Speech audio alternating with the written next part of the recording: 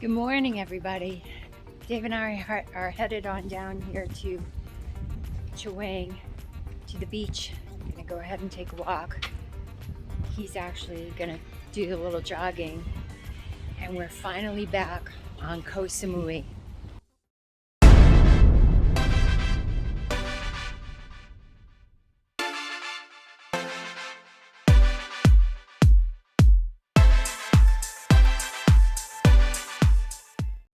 All right, so we're coming down this side road here that we access the beach, where you can find Scene Beach Club. And I just want to show you, this is the Avani Chaweng Samui Hotel and Beach Club. There's the sign there. Hopefully I get it on camera. And this place was being built several months ago when Dave and I came down here to Scene Beach Club. Wrong. And it's nearly done. It was being renovated. Oh, okay, renovated. It looked rather new to me, but look at it. The exterior looks pretty cool. And it looks like it's just nearly complete now. And this is how we're going to access the beach here by Scene Beach Club. And if any of you happen to know of another beach access here, we feel a little weird going down a side street and cutting through a resort. It's the only one that we know of. If you know of another one, go ahead and share in the comments. We appreciate it, so that we know how to access Chaweng Beach better.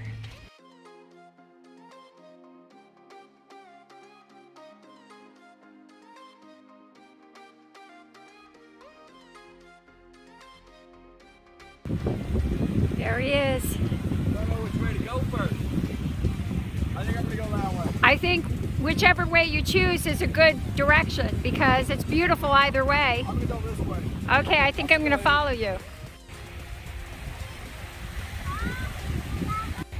Definitely a little breezy this morning here on Samui, so I'm not sure if that's coming across on the video. And I'm still learning how to edit some of the audio and video here using Filmora. Trying to figure out how to eliminate some of that, wind noise reduction. Gorgeous morning. So like I said, we're back on Samui, and Dave and I had an epic trip. We were through several areas in Malaysia. We first started in Krabi, and we went from Krabi to Kuala Lumpur, Malaysia. Then we went to Genting Highlands, and then back to Kuala Lumpur. Then we went to Penang, and then we went to Langkawi. So over the period of 3 weeks, we were all over the place, I feel. And it's funny, I brought my bathing suit, and I only put it on twice during the 3 weeks, because we were all over just doing all kinds of different things. So definitely check out our videos. We'll be putting them up gradually over the next several weeks. Dave and I, of course, Dave has his own channel, Almost Retired in Thailand. We don't always cover the same content, and of course when we do cover same content, we present it in different ways. So I just wanted to give you a little update as well. So Dave and I, we have been entertaining the possibility of maybe leaving Koh Samui and trying another place. And initially our intentions when we came here to Thailand, it wasn't to settle in one place. We thought we were going to hop and bop around, but every 6 months change location. Well, I've been here over a year now, and I'll be really honest with you, the longer I'm here, the harder it is getting for me to be willing to leave. And I mean, it's for obvious reasons. I mean, it's a beautiful place. I have friends here. I feel comfortable here. I just love Thailand. And, I mean, I really enjoyed Malaysia. It was definitely an interesting experience. A lot more of a conservative country since it is, primarily a Muslim country. So women dress very conservatively there. It's just a very conservative country, different total feel than what you have here in Thailand. In Thailand, I really feel like I can be myself. I can wear a sundress that's short or whatever and not feel a little bit uncomfortable in it. So I don't feel like I have to change who I am to adapt that much to this country. So that's one thing that I found a little different between the two, although I love Malaysia's.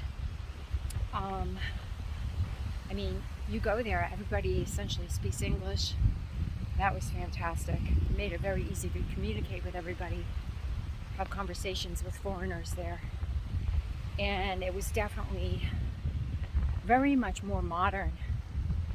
Even driving down the streets, I noticed like power and telephone wires and stuff. You don't see like just a mishmash of wires everywhere like you see here in Thailand. They need to work on that here. So I found it to be a little bit cleaner in some respects. I think Malaysia has certainly its positives, but after being here for a year and being around the Thai people, I don't know,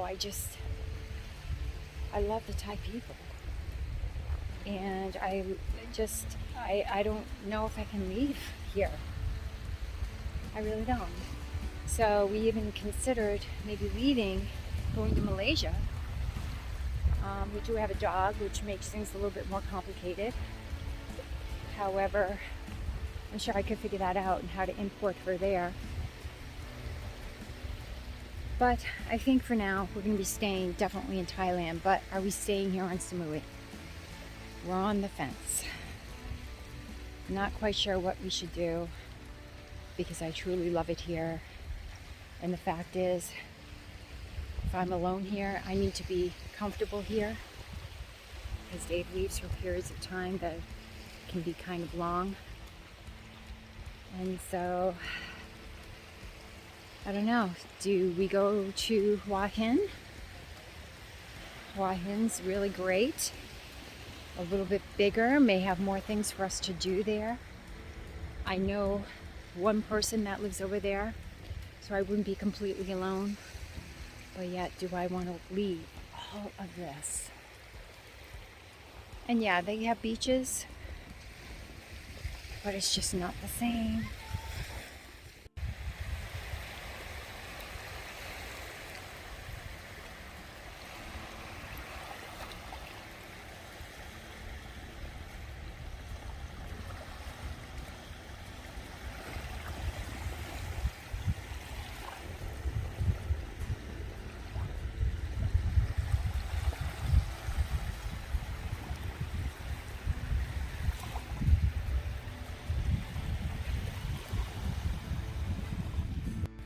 I'll be back in the States from mid-November to early January. Visit family, celebrate some holidays with them, and that will be great. And I haven't seen my mom since Christmas of last year, and as you guys know, my brother died about a week shy of Christmas last year, and I had to fly home in an emergency, situation. And it was a very difficult holiday last year, and really took me some time to kind of work through that. I just wasn't feeling myself for quite a while, and there's still times where it still kind of gets to me, but I'm in a better place, I think. Oh my gosh, who's this guy? Check him out. I wonder if he's single. Look at that. Look at that man. How are you? Good. I was just saying, gee, look at this guy coming down the beach. I wonder if he's single. That hot man of mine. I'm single for you. Watch this one. Oh, you're sweating a little bit.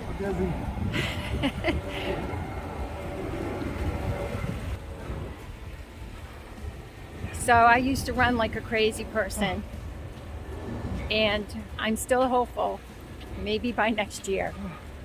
Right now I'm just happy to be walking, and I can walk for about 50 minutes now, pretty briskly on a treadmill. Usually do have to lean on a little bit of the bars on the side sometimes, but I'm doing much better. I say start running to make walking easier. I'm not sure if I agree with that, but who knows, maybe that's it. Make me strong again. Ooh, it's warm. Beautiful, beautiful morning. Yeah, so Dave and I were talking about leaving Koh Samui, and I'm not entirely convinced. We were talking about it until we got back here. Yeah. Then once you're back here, you actually realize how amazing it is. Small island with enough conveniences, but not super crowded and busy, but enough things to do and busy enough where you don't feel like you're alone. Yeah. This place is pretty nice. It's hard. It is. It really is difficult. Very difficult to leave. One of the reasons too why we're considering leaving was the cost of flights over here. So they're quite elevated. It's the convenience and the cost. Yeah. It's like you can't just hop over to Bangkok in a car in like 30 minutes or an hour. Right. And hop on a $40 flight to like Malaysia. Yeah. You've got to pay $100 and something to get off this island. Yeah. To get to Bangkok. And if you look at both ends of that, that's round trip is $200 plus times 2. There's $400 or $500. Plus sometimes you have to coordinate a hotel because you don't get the timing right. So it's like $500 for us to go anywhere just to get started. Yeah. And we did want to travel more, and so it does limit us on our traveling.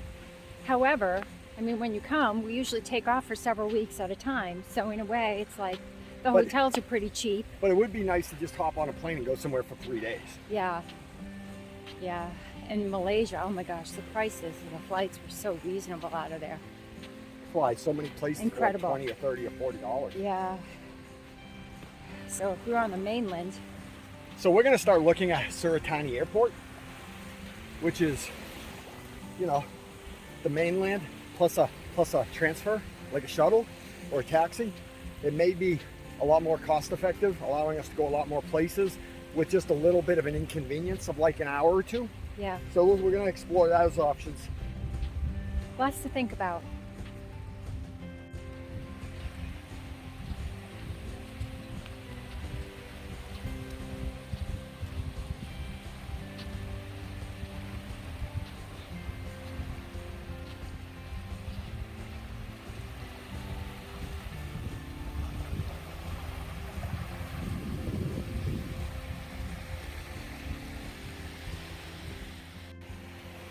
Dave and I were actually just talking about some of the properties here.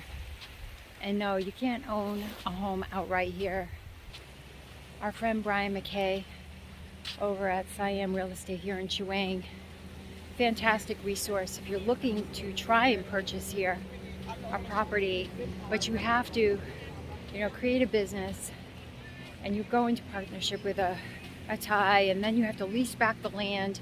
It's a complicated process, but Brian, he just knows this place ins and outs of all of that and the legal stuff. And he would be the first person I would ever go to if I were to be considering buying a property here. And Dave and I actually were just talking about even purchasing like a condo, because then you would own the condo outright and you don't really have all that other crap you got to deal with. You're trying to actually purchase a home here on land that's owned by a Thai. And that's still something we can talk about. I wouldn't mind that at all. Who would, right? Live in this place? We'll see. Potentially even with some ocean views.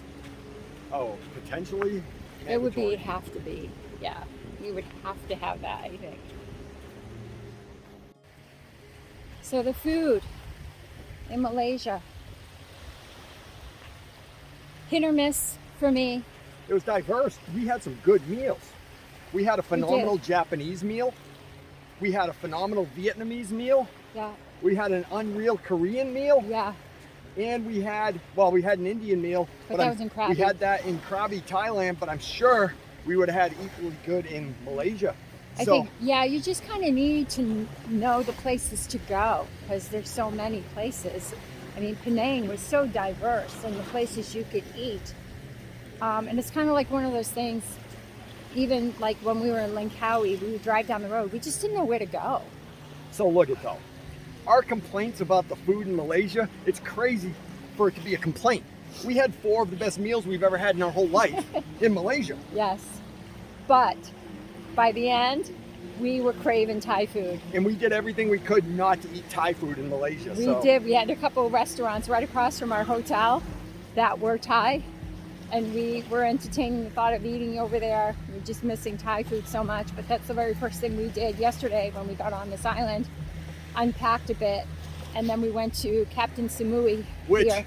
if you're on Koh Samui visiting or living, you must try Captain Samui. It's right across the street from Success Gym.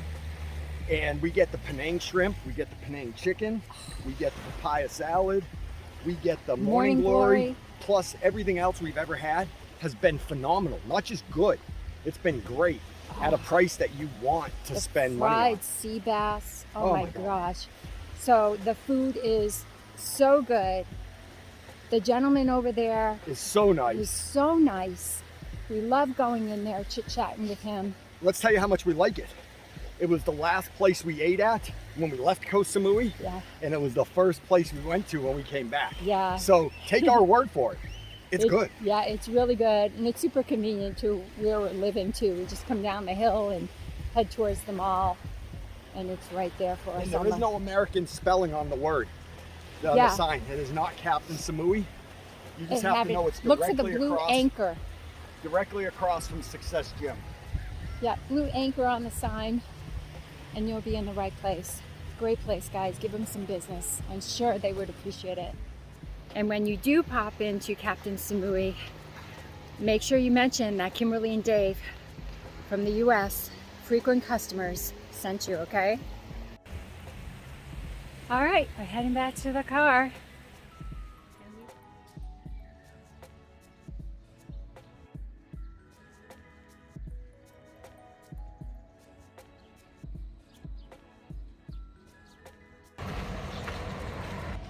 So right in front of us, Kim's gonna turn the camera around. There's a breakfast place, still restaurant. And we stopped there one time for breakfast after our walk on the beach, which Scene Beach Club is right up there. And would you agree? Yeah, really, really good there. I definitely recommend it. Stop at this little place called Crystal. And every time we come down through Chaweng, we're always seeing something new. A new restaurant that's opened. We have like no fear shop. of going to any restaurant either. That's how good the food is here in Thailand. Yeah. So we don't look at a place and go, ooh, should we stop there? We look at a place and kind of can't wait to stop there. Yeah. So brand new place over here, over by the Rice restaurant. And of course, the two ladies out front doing work greeted us with smiles. Yeah, I think it's called, what, P168, something like that? Yeah, we'll stop there and share with you sometime. Yeah. Dave and I have packed on the poundage. Haven't we, Dave? We eat good. Yes, we do. We eat very good. And it's so easy to eat good when it costs like $3. While we were in Malaysia, oh my gosh, they had so many bakeries, and it's like really difficult to pass a bakery there. The cakes were like this tall, and an array of different kinds of cakes, fillings, you name it, they had it. That's not something you find very often here in Thailand. So we took advantage of it and we ate a lot of dessert. So this week we're gonna get back to our normal routine. Hopefully Dave will be back into a regular exercise routine. I kept up with mine while we were traveling, although it didn't prevent me from gaining probably about 7 pounds on that trip. Are you gonna post this video before most of your Malaysia videos? Is this sort of like your back to Koh Samui video? It is. For the next 3 weeks, you're gonna see a lot of our Malaysia trip on Kim's channel. Yeah, so stay tuned. some really great footage of Malaysia, some awesome places that really, if you're over on the side of the world, you don't want to miss visiting. We did a lot. We did. Every day we did something pretty much, even though we both got really sick while we were there. So I first came down with this awful cold, checked for COVID. It's not COVID, it's just some nasty cold going around. And then sure enough, Dave got it too. So there was probably about, I would say at least 3 days there where we were pretty low key, and we still did stuff. Yeah, we Not just much. do one thing that day, and then we would go back and chill out. But the rest of the time, we felt good. We never got sick. No, there was no food poisoning sick. This was like flu sick. Yeah. So that was a positive. Versus when we went to Nepal, we both got food poisoning while we were in Nepal hiking the Everest Base Camp, and that was a blast. Yeah, so be sure to watch all Kim's upcoming videos because we did some awesome things. Yeah, and we're gonna keep bringing it to you too.